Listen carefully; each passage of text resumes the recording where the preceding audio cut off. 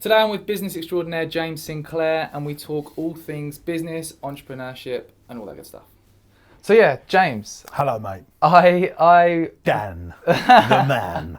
The man of LinkedIn. That's me. I discovered We you. should tell everyone, how you discovered. That's what I was about to say. I discovered, you thought you discovered me, I thought I discovered you. I discovered you on LinkedIn. I think I saw someone liked a post of yours and I just loved it. And since then I've been following you. Well, I messaged you because you sent a really nice message, or you made a little video that included me saying, I don't know why this guy doesn't get more recognition or views or something like that. And then you messaged me, we had a call, and we thought it'd be good to just create some content together. Yeah. So here we are. Yeah, and I'm going to be quite selfish today because I've watched all your all of it, but I've watched a load of your content, and you provide so much value. You're a really successful business person. People watch us more? I know. And I want to just draw that from you today and try and share it with our audience. Let's do that. I'm passionate about, aside from my own business, I am a man of profit, Dan, and I want to build a successful business, but I am absolutely passionate about entrepreneurs, because entrepreneurs, whether it's you and Elon Musk, solve the world's problems, and I just think it's too difficult for them it takes them too long to work out the mistakes. You must have had that in your business, You're 15 years in, you do stuff very different to the year one, and I just think, the platforms available to entrepreneurs now are massive, and they don't take it up enough. And you've, just on that point, we've obviously had a chat before this. 2 years ago, you hired Chudders, who's your video man. You now produce a load of content. He follows you around. You create loads of content. What made you take that decision to actually hire a full-time person to follow you around, stalk you, and create content? What was that turning point? Because we believe in this a lot, and I want to know from you kind of why. So first of all, when I was 16, the first business book I read was called Losing My Virginity by Sir Richard Branson. And what Richard said in that book was he used his personality. He didn't really say personal brand, that wasn't the thing, but he used himself to get headlines, newspapers, to be attacked, if you like, to be championed at the same time, because that was cheaper than marketing a company brand, which at the time was Virgin. Now, and I look back over history and I realised that Walt Disney did it for Disney. There was the Walt Disney Show that then allowed Disney to move on. Steve Jobs did it for Apple, and this is a, Stelios did it for EasyJet. This is a pattern that has been repeated since time began. And I also noticed very early on that the world's most known politicians, whether you like them or loathe them, had a personal brand. Like Trump on Twitter. Trump is a personal brand, and I think without that personal brand, I don't think he would be the most powerful man in the world today. And I don't think whether you are attracted to him or repelled to him, you're just looking at the dynamics of the marketing here. He has built up a personal brand over decades that's got him to where he's got now. So I looked at that. So when I started out, I built up my children's entertainments business. I called it Sinclair Entertainments when I was 15.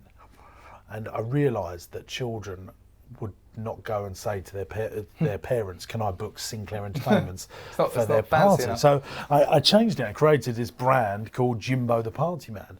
And it was like it like transformed my business. This was before, the internet really got going, but people could relate to a personality. And I think you need to build personal brands to then eventually the company brand will take over. I think the Virgin brand is bigger than Richard Branson now. The Disney brand, he's dead, isn't he, Walt now? And Apple was bigger than Steve Jobs. And I think I just read that and I thought, right, let's go and do this. So I started building my Jimbo brand. Then as I got older, I started building the business to take over, as in Partyman.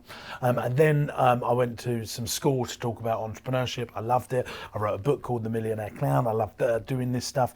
Then I come across this guy called Gary Vaynerchuk. And I saw what he was doing. And I thought, I could do that in the UK. I've got a strange personality. I'm a little bit weird. He's a little bit out there. And I thought, I'm going to start doing that. And I started a business training business. And I thought the top of the funnel, I didn't really understand what the technicalities of marketing to the degree I do now.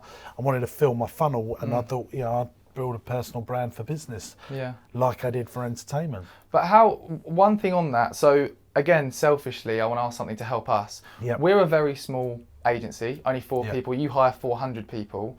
We also are in the mindset that it's very focused around me as the personal brand at the moment. Yep. We want to grow this agency and eventually potentially move away from it. Yep. So we've got a 2030 plan, right? So we're planning to this point in 2030 when we could potentially sell our agency. But at the moment, it's very focused around me. Yeah. How can, and your entertainment business and Partyman has been very focused around you. Yep. But I watched a recent video which I loved about how you need to make yourself redundant in your job role, and you need to build a team. Can you just give me and the audience some guidance around how can someone who's the prime person in a business move away from it and build that team? Well, you get rid of all the low-hanging tasks first of all. So what most business owners are involved in operations rather than marketing. Marketing is the last thing that you should give away. Sales and marketing are the last thing you give away. So if you're doing the bookkeeping, the administration, the managing the staff, the HR, all of those tasks should be given away first so that you can focus on marketing. And then as you get to a certain level, I mean, why would you stop being the personal brand of a business if it's working anyway? Yeah, that's true. You know, everyone still associates Steve Jobs. If I say Steve Jobs, people say Apple. If I say Walt Disney, they say Disney. You know, Virgin's still Richard Branson. You know, I don't think it matters. You're doing less, and you're making deals happen, joint ventures happen, because marketing is one of the most entrepreneurial sets of DNA that you've got to. The thing is, like, some people can be taught marketing tactics and strategies, but other people have got a real talent for it. They know how to get attention and get people to listen. And if you've got that talent, don't stop. How did you learn though? Because you haven't studied marketing, from what I understand. You're an entertainer. I suppose I'm quite good at getting attention. You know, and it's all about keeping attention. Basically, I did everything sort of, and that can be the dangerous people that have got some natural marketing abilities. They've had some wins, but then they don't learn the strategies and tactics to work. And you can see that with lots of business owners that I go, they've had some successes, so they don't prepare to listen to the people that haven't got the natural talent. They've had to work how to do the micro detail, and all those little 1% can improve it. Yeah. And you mentioned successes there. Another piece of content I've seen from you, which was so interesting, and this is a field that I have absolutely no understanding of whatsoever, but you talk about investing in property. Once you start to build a successful business, I think there's a video where you broke up 4 separate businesses. The 4 companies you should be running. Can you talk about that? Because that was so company interesting. number 1 is the company you are today, so you're talking about that, but what's making you super successful compared to anyone else? You're already talking about company 2 is the company you want to be, which is your 2030 company, which is hardly anyone does that. So I'm always doing, I'm this company today, but I also want to be that company, and I'm running both at the same time. Company 3 is a media and marketing company that feeds warm leads to companies 1 and 2, and that changes as the dynamic moves on. And then company 4 is a property investment company, and companies 1 and 2 should be feeding the profits into company 4, and the business owner should be taking their cash out of company 4, not companies 1 and 2. So they're generating what I call fast pounds, so profit, and then you push that into what I call slow pounds, property, and property is a slow way to make wealth, but once you've got it, it can never be moved. I love that. So for someone that's watching this thinking, that sounds brilliant, but they're stuck in their company today, they haven't thought about... So the first stage, the 2030 company, so that's your company 2, the company you really want to be, what it looks like when it's finished. The first stage of being able to think about that is to be able to think about that. How do you be able to think about that? Well, most people don't have the right mindset. Most business owners don't have the passion, resilience, the determination, frankly, the DNA to do it. Now, I get called out on this DNA thing a lot, but I always say that great entrepreneurs have a base talent. Like a great singer has a base talent, a great footballer has a base talent. Now you can improve that base talent with coaching, mentoring, reading books and stuff like that. But some people just need to be managers and number 2 or number 3 in a company. I sign up to millions of pounds worth of personal guarantees. I think I've got about 7.5 million of personal guarantees out at the moment. I borrow money. I love borrowing money. Other people can't stand that. I love employing people. How many entrepreneurs do you know? How many business owners you do that will go to the ends of the earth not to be VAT registered and not to employ anyone? And they make all the excuses why they don't want that to happen. And that mindset shrinks them. See, the distinct advantage that successful people have, bar anything from regardless of where you've been brought up, how good your living is, if you're, from the pits, whatever it is, is being able to think bigger. That is the distinct algorithm of success. So is that step one? That, like, in terms of if you came to see me at 16, my last family holiday, I left home when I was 17, but my last family holiday, my stepmom said to me, where do you want to be by the time you're 21? She never asked a question like that to me, but I knew the answer. I said, I wanted to earn £50,000 a year and have a £250,000 house and have my own business by the time I was 21. I wasn't thinking big enough there, but I was thinking much bigger than most. I mean, to own a £250,000 house 15 years ago, by the time you was 21, and have your own business. No one, it was like, it wasn't not going to happen. I just knew that was going to happen, and I'd put the mindset in place. I was 16, didn't know how to do anything. What about the people that don't know? Because I remember being at school, and it was you had a meeting with a careers person. They said, "What do you want to do?" Didn't have a clue. Big problem. So do you, if you don't know the destination, you don't know the journey. And so you need to think about, what if I don't know? People don't afford themselves good quality thinking time. They go, I don't know. I say to so many business owners that I've coached, that I've mentored and stuff like that, I said, this is what you got to do. Book yourself a hotel, no one there, 2 days, and you're going to think. And all you do is think about what the future looks like. I say to, I do a really simple chart with business owners. You've got to have a finish date. What date's your business finish? I know you're going to be successful because you told me what your 2030 company looks like. Hardly anyone does that. Hardly anyone. Steve Jobs knew what he wanted to achieve at the finish. Walt Disney knew what he wanted to achieve at the finish. There's a pattern of success here. Anyone that sells their business, that becomes a multimillionaire, knows what the finished product looks like. So your finish date, then your profit, then your revenue, then your team, the culture, and then lastly you. What do you need to become? What do you need to do to have those things? And it's reverse engineering, and successful people.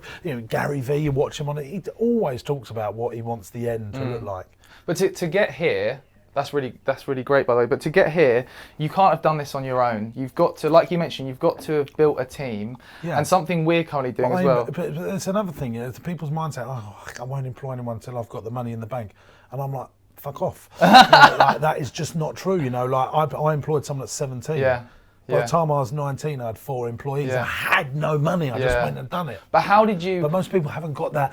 Dan, the thing is, most people can't do that. So Why? Why? Because they worry. They go, well, what if I can't afford to pay the salaries? They think about all these things. But how did you? If you don't take a risk, you're going to risk it all, aren't you? Because something I worry about is hiring the wrong person, and how do you attract the right talent? If you can't change the people. Yeah. This is all the, we've employed probably over 10,000 people over the last 15 years. Some have come and go, but then you get the superstars that make a difference. I'm 34. I've got people that work for me for over 16 years in post. Why? Because I think I let them do what they want to do. I just set the objective, but I don't manage the strategies and tactics. Most entrepreneurs, most business owners, most solopreneurs, they set the objective, then they manage the strategies, and then they manage the tactics. How do you move away from micromanaging your team and giving them? Well, entrepreneurs, usually business owners, are not good at micromanaging, but micromanaging is usually very important. The best businesses in the world, Apple, Disney, McDonald's, Starbucks, they're micromanaged businesses. But the managers micromanage, not the... Yeah, there's a big difference between entrepreneurship, leadership and management. And if you don't understand that...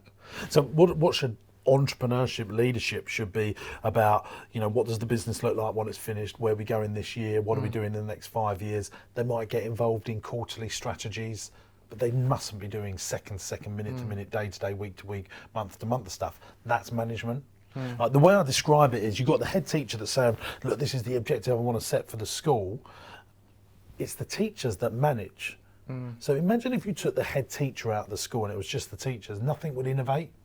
Because they'd just be managing their roles and doing the day-to-day. Managers don't want innovation. They want a consistent product that keeps going. And businesses that have that consistent approach on management without any innovation end up dying, because the market's always innovating. You look at marketing, Facebook's constantly innovating, therefore LinkedIn's constantly innovating. No, at the moment, LinkedIn's working. So if we just kept on LinkedIn and not seeing what other things are innovating, we're going to die. I always say, if you don't innovate, you're going to evaporate. Yeah. There's something that we, like, there's a lot of business owners that watch our content, marketers, and a question I get asked quite a lot is, how do you start? People always want to start, but what, if someone asks you the question, they're interested in business, entrepreneurship, they want to get into doing their own thing, what's the first step? Well, I would make sure you've got passion and resilience for the thing, the product or service that you're delivering. But, and I've What's the but? There are some businesses that are just hard to make money, and you just have to accept that. So I started a bouncy castle business. You know, it made sense. We had a children's entertainment agency. By hook or by crook, we made this children's entertainment agency work, and we became one of the biggest in the country. But actually, there was loads of problems with it. Problem number one is you do a great job for a customer, and then they never need to use you again. It's like owning a wedding venue, you know, or a funeral business. You know, I'm not saying you can't make money from those businesses, but when you stack it up, they're actually really bad businesses. You do a great job for someone, you make a wedding dress for them, they love their wedding dress, they never need you again. You talk a lot about repeat business, don't you, and customer value, and like, talk a bit about that. Residual income is the stress buster of businesses. If you can find a customer that comes in and buys from you every single month, now you might not make the margin like the wedding dress situation or selling a car. Business. You know, but if you know, I just think a little bit of money from a lot of people a lot of the time is a much better model I couldn't believe for stress busting and cash flowing. I was talking to Chudders on the way in, and we were talking about this. We're in Marsh Farm now. He showed us around. It's amazing. He told us that it's a tenner to get in here, which we couldn't believe. Which is obviously that whole thing around a small amount of money that keeps coming in. Yeah. It's a good example of kind of practicing what you preach. Yeah. So yeah, we get like. So our average, there's a high volume of people. Yeah, there's probably 1,500 people here today, which, you know, but then you need to. So here's the thing: it's all about creating like what I call it, like an ecosystem or an empire around the business. So you have your most customers. So if you look at Disney model, their most customers are the consumers of films. Say a £10 entry product, you know, like going to the cinema or buying a film, you know, a £10 entry product. Because of that most customer, you get your ideal customers, which is the cruise liners, people going to Disney World buying the toys. But it all happens because they're most customer. So we want lots of most customers to sell membership. A membership as a family becomes sort of £300 a year. They pay it monthly. But we also have a day nursery here, which is £1,500 a month. Our day nursery fills up straight away because of our most customer. You've done a great job of bringing those different revenue streams into this. And the caveat to that is, I only ever thought about most customers and not ideal customers. Now I know when I'm like 21, 22, I realised that was essential for business success. You need high price sales and low price sales to give you a try before they really buy. And I think that's really essential for the success of organisations. Cool. Brilliant. Well, yeah, is there anything else that we haven't kind of spoken about? Here's the thing as well. Other companies, they only have most customers and just ideal customers. You need to have both. And what happens, this is a real failure of lots of businesses, and certainly in my situation as well, I think we've been guilty of this at times, is you want to cut down your tree that creates the most customers because they're the hardest work. You go, oh, look, I've got all these ideal customers that are paying us thousands of pounds, and you forget at the time that they were £10 customers that were just trying you out. Yeah. And that's something I will never do now. And so when I look at my business training business, you know, really our most customers are consuming stuff for free. They're reading our books, they're watching our videos, and then people come into our percentage programs. of that then come in and they ask us to, you know, do board meetings for us or one-to-one consultancy or come to our seminars. But that all happened. Like now, if I stopped doing all the videos, I think I'd have a couple of years, and then it would die out. Because that's actually, the most customer stuff is always the hard work with the least reward. Yeah. You get an FD in or a consultant, they'll go, well, why are you doing that? Why are you investing time in that? Whereas that's the thing that draws people in. And could you imagine if, you know, Disney just stopped making films? They'd be fine for a couple of years. And then it would. Yeah. Cool. Well, that was great. Where can people find you? Because I reckon you should all follow James. Oh, thank you. Well, LinkedIn, you know, just follow me on LinkedIn. I've got no more connections left now, but on my YouTube channel, we've got 360 videos there on business and entrepreneurship and marketing, getting customers, growing your business, getting team profit. Just type James Sinclair on there. I'm on Instagram. I'm trying to get active on Twitter more than ever. So yeah, I'm on Twitter as well. But you can get my books for free as well. You just pay the postage and packaging at jamessinclair.net. Nice. Thanks, James. Thanks very much.